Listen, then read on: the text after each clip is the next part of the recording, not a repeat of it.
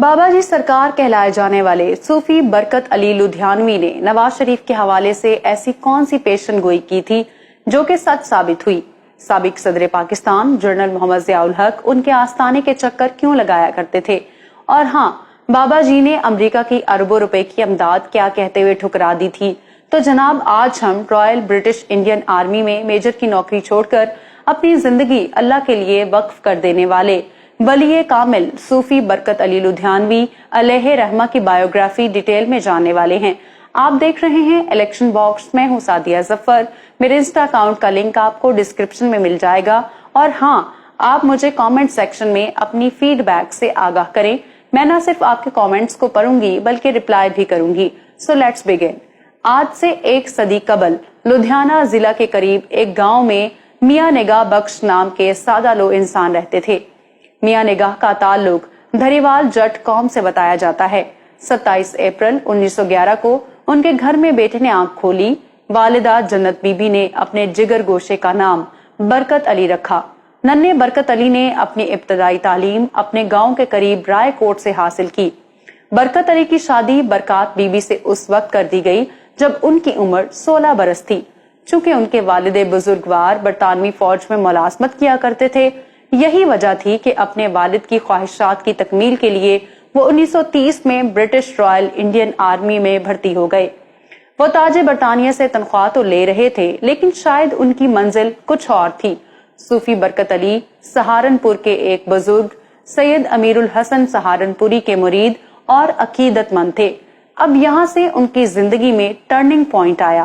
صوفی برکت علی لدھیانوی کی فوجی ملازمت کا ایک قصہ بتایا جاتا ہے کہ کور کمانڈر جنرل وچ ان کی شخصیت سے بے حد متاثر تھے، جس کا اندازہ آپ یوں لگا لیں کہ وہ انگریز آفیسر رمضان المبارک کے مقدس مہینے کے احترام میں تب تک نہیں کھاتا تھا جب تک افطار کا وقت نہ ہو جائے۔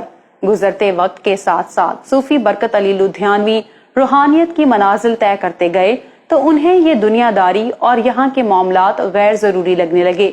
ایک روز انہوں نے فیصلہ کیا کہ اب سے انگریز کی نوکری چھوڑ کر اپنے رب کی چاکری میں ساری عمر وقف کرنی ہے۔ لیکن یہ سب کچھ اتنا آسان نہ تھا۔ دوسری جنگ عظیم جاری و ساری تھی۔ ایسے میں 22 جون 1945 کو انہوں نے فوج سے استعفیٰ دے دیا۔ تب جنگی ماحول میں فوج سے سٹیپ بیک کرنا غداری کے زمرے میں آتا تھا، جس کی سزا کالا پانی کے جزیرے میں عمر قید یا پھانسی سے کم نہ تھی۔ صوفی برکت کے افسران نے ان پر بہت پریشر ڈالا، جان سے مارنے کی دھمکیاں دیں اور طرح طرح کے لالچ دیے، لیکن وہ کہتے ہیں نا، سرفروشی کی تمنا اب ہمارے دل میں ہے، دیکھنا ہے زور کتنا بازوئے قاتل میں ہے۔ صوفی برکت علی لدھیانوی فوجی ملازمت چھوڑنے کا پختہ فیصلہ کر چکے تھے، تو وہ کہاں پیچھے ہٹنے والے تھے۔ پھر ایک روز انہیں زہر دے دیا گیا، لیکن خدا کی قدرت دیکھیے کہ وہ زندہ سلامت رہے۔ بعد ازاں وہ کورٹ مارشل میں بھی سرخرو ہوئے۔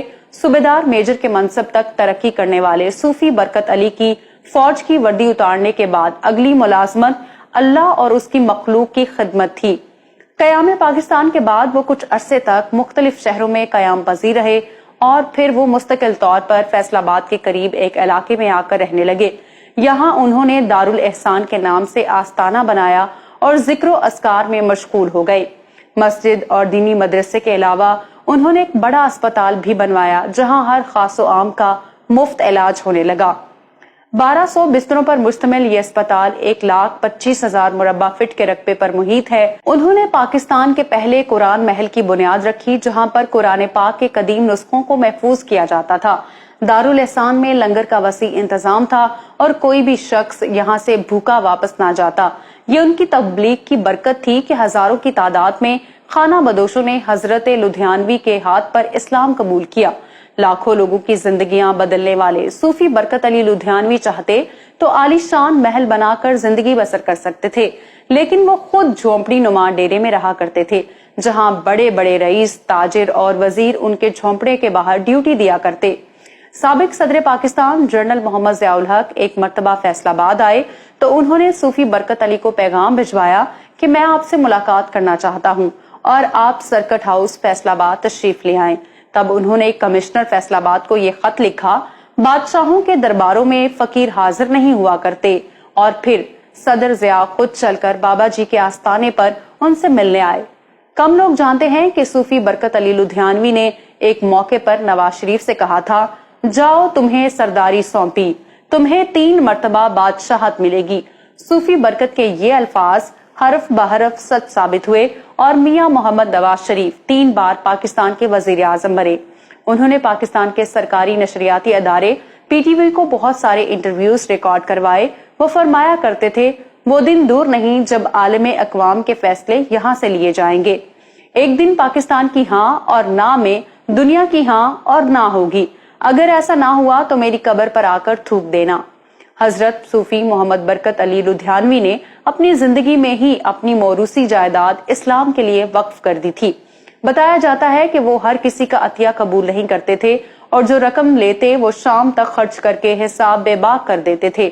साल 1992 में एक अमरीकी एनजीओ ने उन्हें 5 अरब रुपए अमदाद देने की ऑफर की, जिसे उन्होंने ये कहते हुए लेने से इनकार कर दिया कि हमारी रोजी परिंदों की तरह है जो सुबह घोंसलों से भूखे उठते हैं लेकिन शाम को सीर होकर लौटा करते हैं। जैसे सुबह को घर से निकले पंछियों ने शाम में घर को लौटना होता है, वैसे ही इंसान को अपने रब के हजूर पेश होना होता है।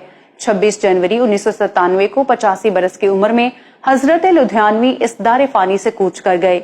उनके जनाजे में इंसानों का समंदर था और अकीदतमंद फूट फूट कर रो रहे थे।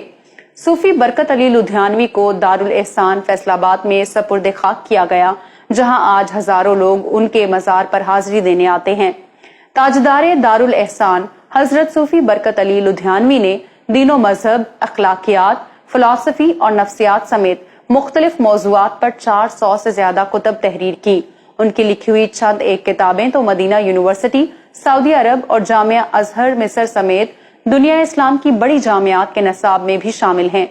हजरत लुधियानवी की औलाद की बात करें तो दुनिया भर में उनके लाखों रूहानी फर्जंद खिदमत खल्क में मसरूफ हैं।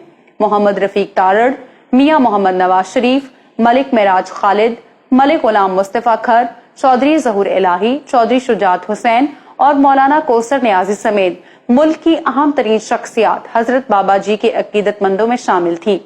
मैं उम्मीद करती हूँ कि आज की वीडियो आपको पसंद आई होगी। अगर आप बांग्लादेश के बानी शेख मुजीबुर रहमान की बायोग्राफी जानना चाहते हैं तो यहाँ ऊपर क्लिक करें। जनरल यहिया की बायोग्राफी के लिए यहाँ नीचे और इमरान खान के फैक्ट्स आपको यहाँ मिलेंगे। वीडियो को लाइक करें और शेयर करें। इलेक्शन बॉक्स को लाजमी सब्सक्राइब कर लें और हमारी वीडियोस को देखते रहें। अल्लाह हाफिज नासिर।